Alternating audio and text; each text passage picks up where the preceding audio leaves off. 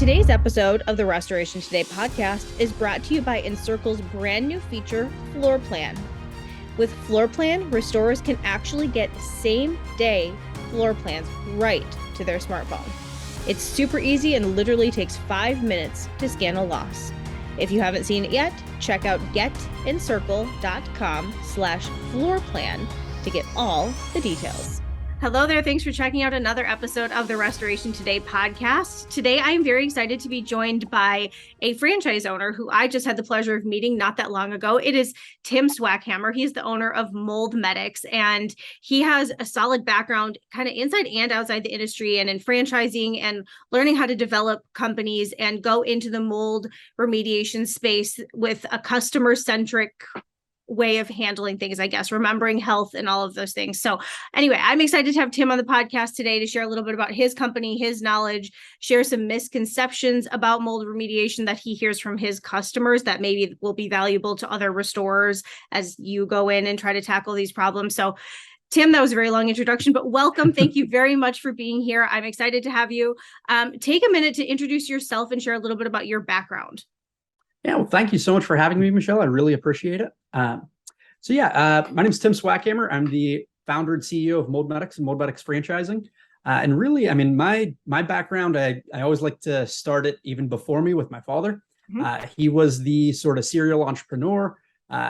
He was involved in a number of different businesses throughout my entire childhood.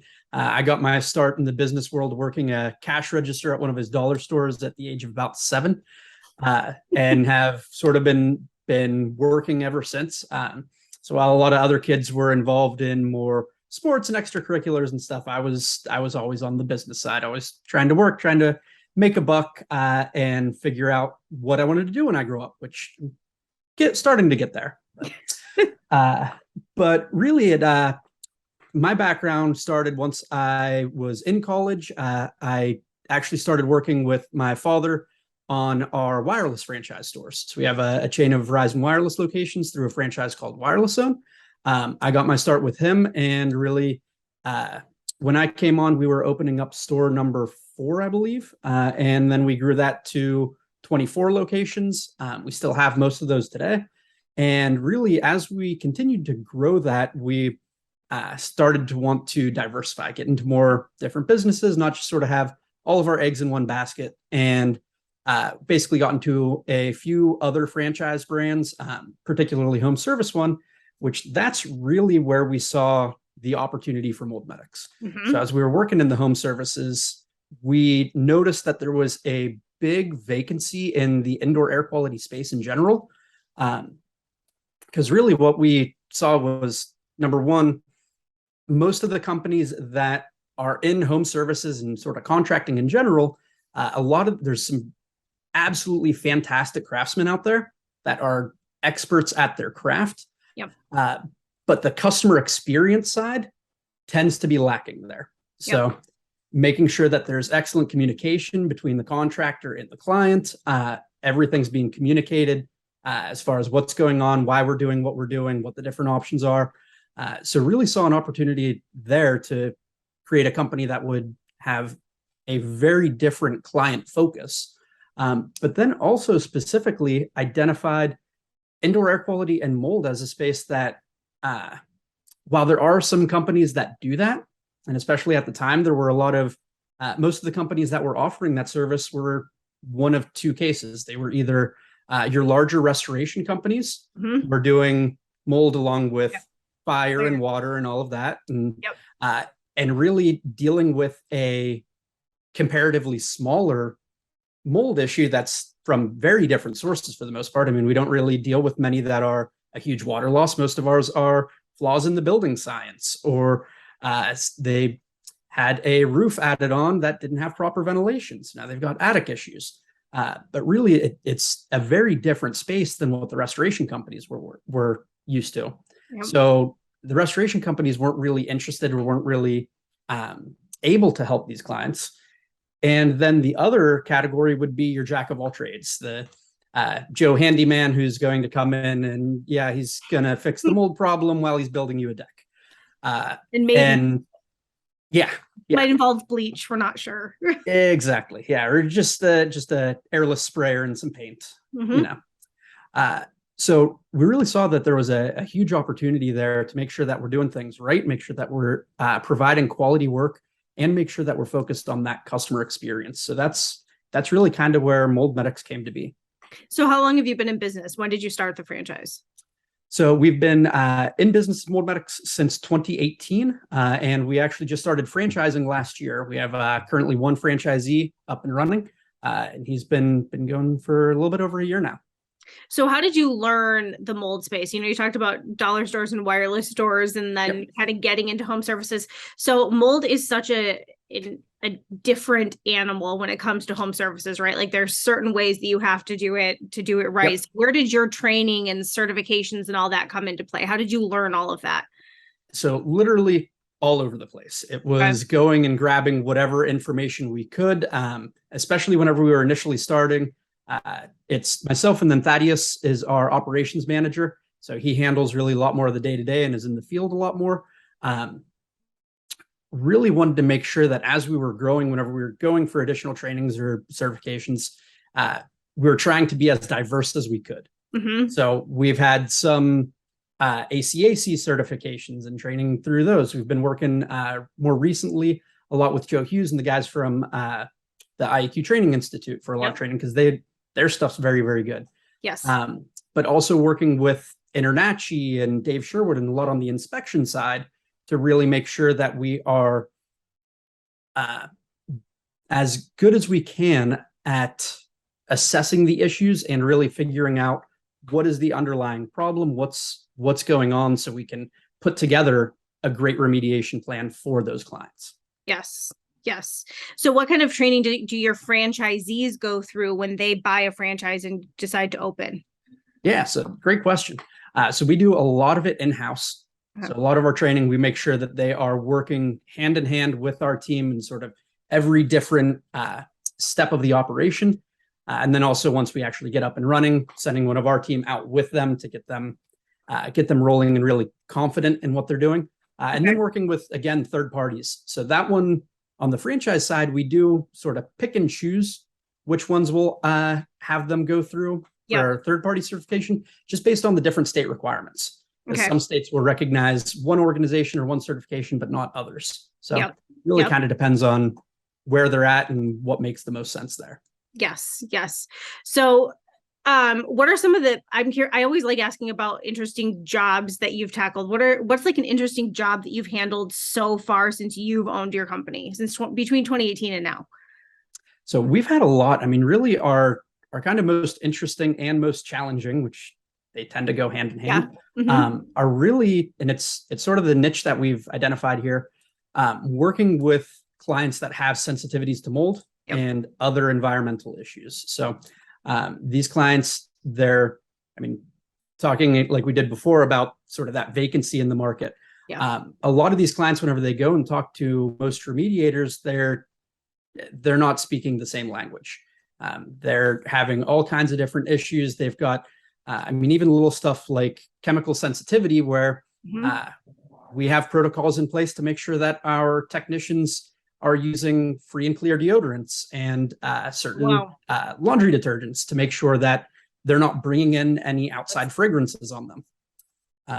And that's been, it was a huge learning curve for us, because again, there was nobody really doing it. So my wife always jokes that I don't have a real hobby. My hobby is research. And it's kind of true. I spend a ton of time just researching, listening, finding as much information as I can, especially about these kind of emerging fields. And for a lot of this stuff, it's been even just lurking on Facebook groups for people who are suffering from mold-related illness and trying to learn more about their experience, more about what their triggers are and how we can help them and how they're not being served by the companies that they're working with. So that's been a huge part of our efforts, is really figuring out and designing protocols to meet those specific needs.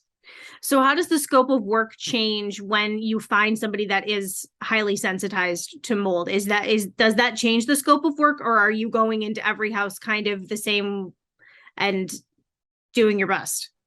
Yeah, no, it absolutely does change the scope of work that we do. So, I mean, we obviously, like any good mold remediator, we're trying to get it back to a normal fungal ecology. We want to make sure there's no active growth, anything along those lines going on.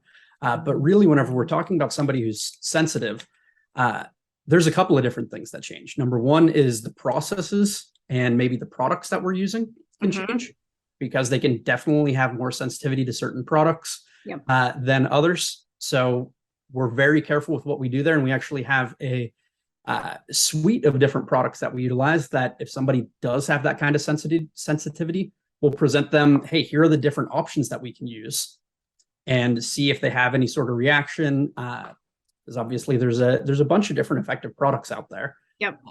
But not every single product's going to be right for every single person. So customizing it from that aspect, and then also the kind of level of clean that is needed for these sensitive individuals, it is a higher standard. It just is.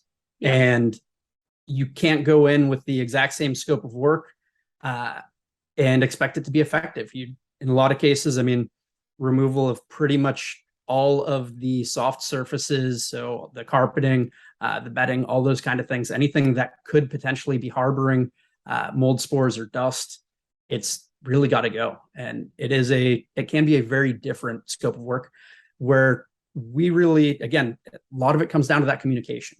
So it's talking to the client, helping to understand what are their goals, what are they looking for, how would they measure success, to make sure that we're in really good alignment there with the client. How do you as an owner, this is something that I have people ask me a lot, and you don't have to give away your trade secrets here, but how do you as an owner choose products that you think are right for your company and then your franchisees and your customers, even passing it along to them? There are so many options to choose from, and so many different technologies, different sprayers, different foggers, there's a lot. So how do you make those decisions? Again, it helps and hurts that hobby of researching again comes in.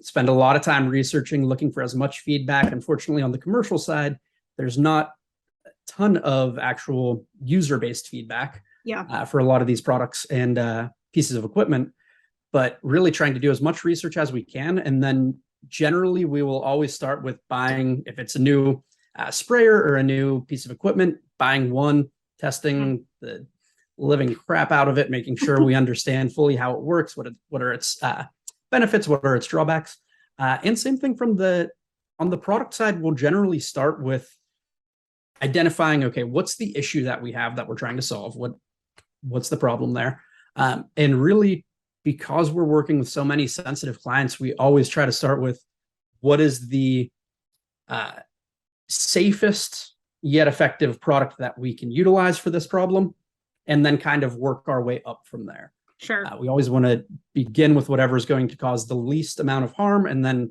obviously utilize our protocols to make sure we're introducing as little of that as possible while still being effective. Yes. What kind of technology do you use for assessing? Or is there any new technology that you found in the mold remediation space that works really well for your testing or assessments on job sites, either before or after? Yeah. So, I mean, it's funny. If there's one piece of equipment that I could only have for mold assessments, period, it is a very bright, very good flashlight. That is far and away the number one.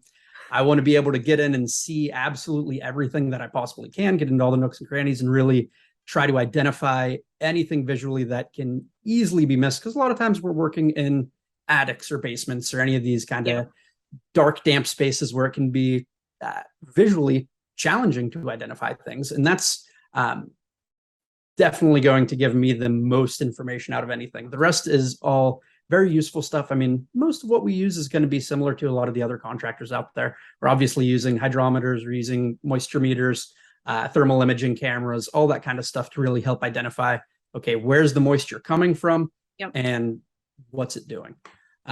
We have started really toying around with a lot more particle counters as well to try to implement those and really get a better assessment of the indoor air quality. For those, it's predominantly throughout the course of the remediation project. So you can help get a better gauge of where we're at during the project itself. And And then obviously we're in with other indoor air quality issues as well. We do a lot of work with radon too. So there's a whole slew of gadgets on that side as well that are useful. So what are some of the common misconceptions you hear from homeowners or property owners when you go in and they're like, it kind of smells mildewy in here. Can we just I see it. Can you just clean that part on the wall? What are some of the common misconceptions you hear from your customers about mold? Yeah, I mean, that you kind of hit the nail on the head there. The just very, very minimizing. Oh, it's not even mold. It's just a little bit of mildew. We'll throw some bleach on it. It'll be fine. And then it's a whole wall of mushrooms in the carpet. Yeah. So that's probably the biggest one. The other one is coming somewhat from customers and somewhat from the others in the industry of, in my opinion, way too much focus on the products and not enough focus on the process. So there's a lot of different miracle sprays out there that, just spray, fog in, walk out, you're done. And really not, it's not doing what it should. It's not doing what it's supposed to. So really addressing that and making sure that we are going through the process. We're actually removing any contaminated material. We're removing any growth. We're not just spraying something in the air, spraying something on the surface, and then calling it a day. Spray and pray. Yes. Yes. Yeah. Yeah. How often, I know that a lot of property owners, there's gaps in insurance when it comes to mold. So how often are these jobs covered by insurance versus how often are they excluded and it's private pay? So our business is almost exclusively private pay. Okay. I mean, we do well less than 5% of our business comes from insurance pay. Because really, again, where we're working, these are long-term issues that are being caused by building issues, maintenance problems. They're generally not associated with a big loss, which typically in our experience, when there's not that big water intrusion event or anything like that, most of the insurance companies at that point find a way to back themselves out of it. Mm-hmm, mm-hmm. Are you dealing with the water? I know you talked about having thermal imaging cameras and stuff like that and trying to figure out the source of the mold issue. Are you also tackling the water damage that comes with it, or do you have another contractor that you partner with that might be tackling that side of things while you're doing the remediation? Yeah, so we definitely try to stay in our lane in that regard.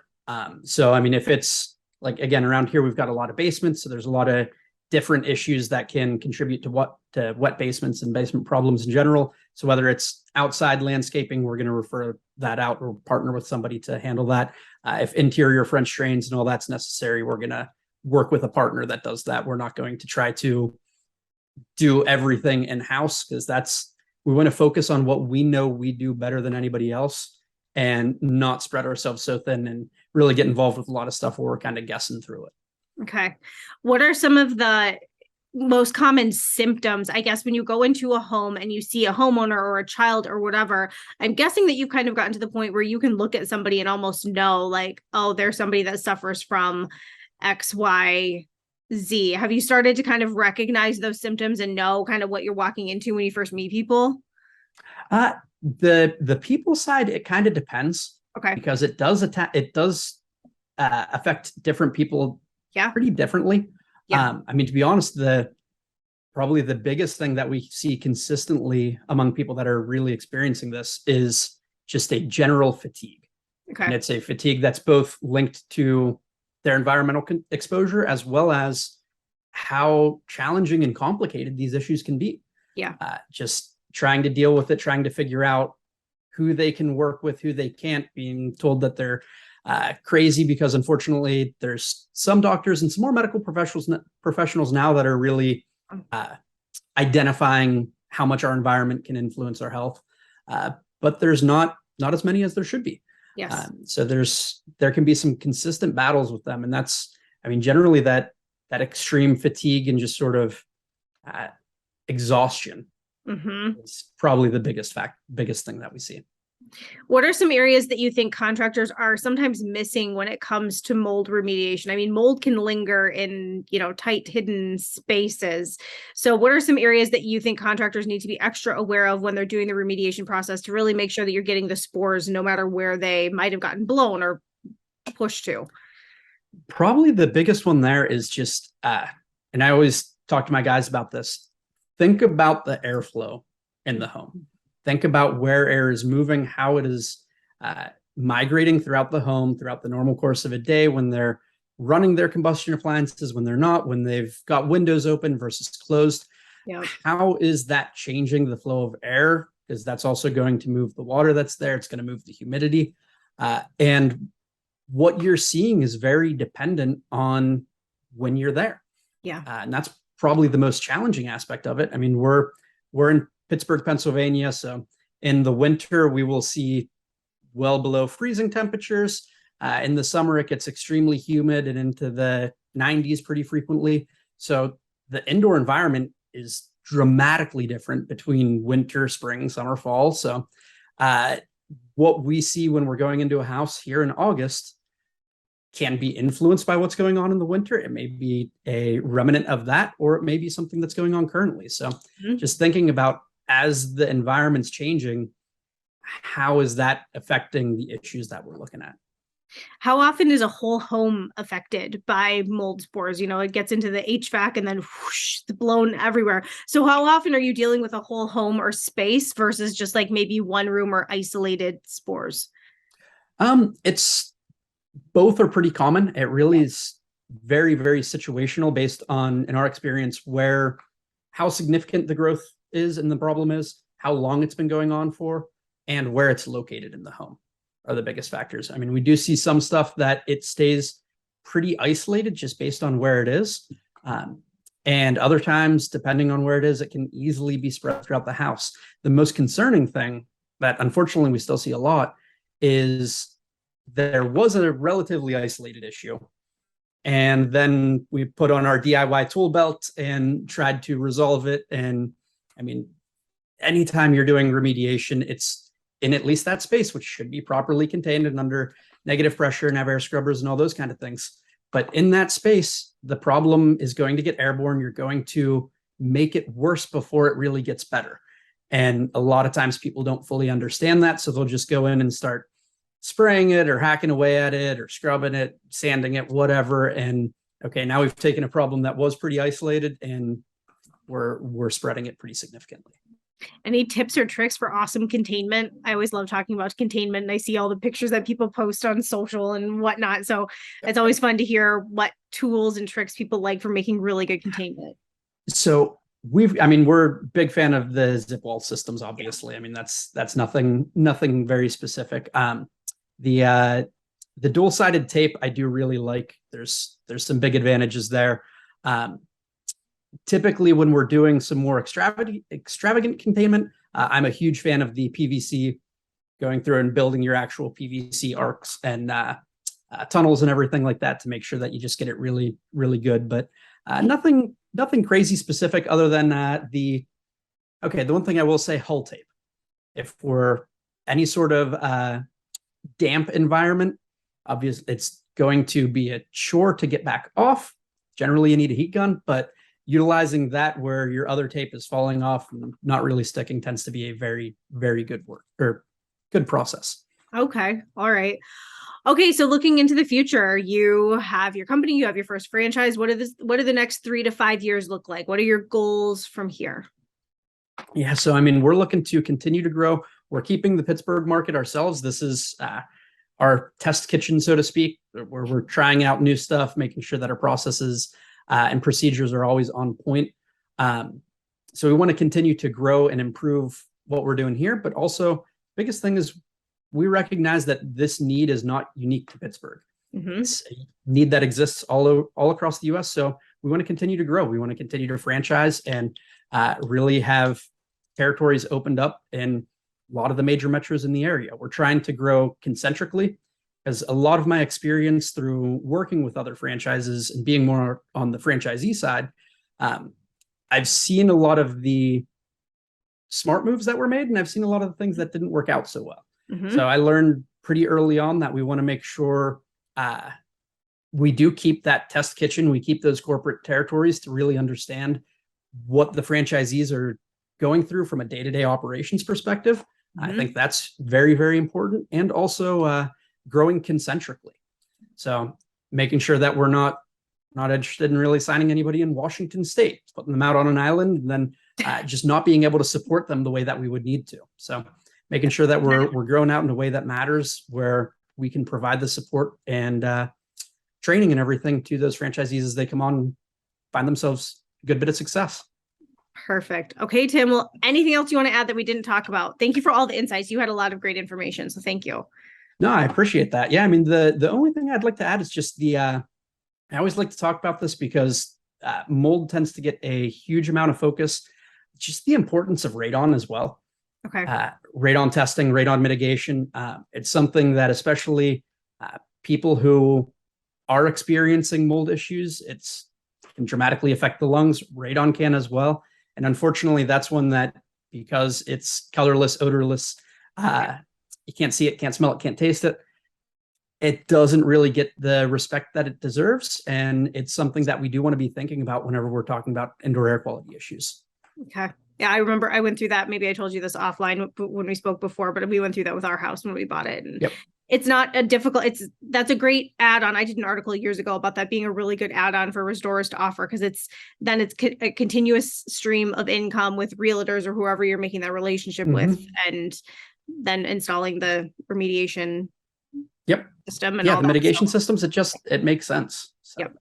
Perfect. Well, Tim, thank you very much. Congratulations on your first franchise. I can't wait to see where you go from here. And it's been a pleasure chatting with you. You as well. Thank you very much. I appreciate the time. For more Restoration Today, visit our website, cnrmagazine.com, or find us wherever you get your favorite podcasts.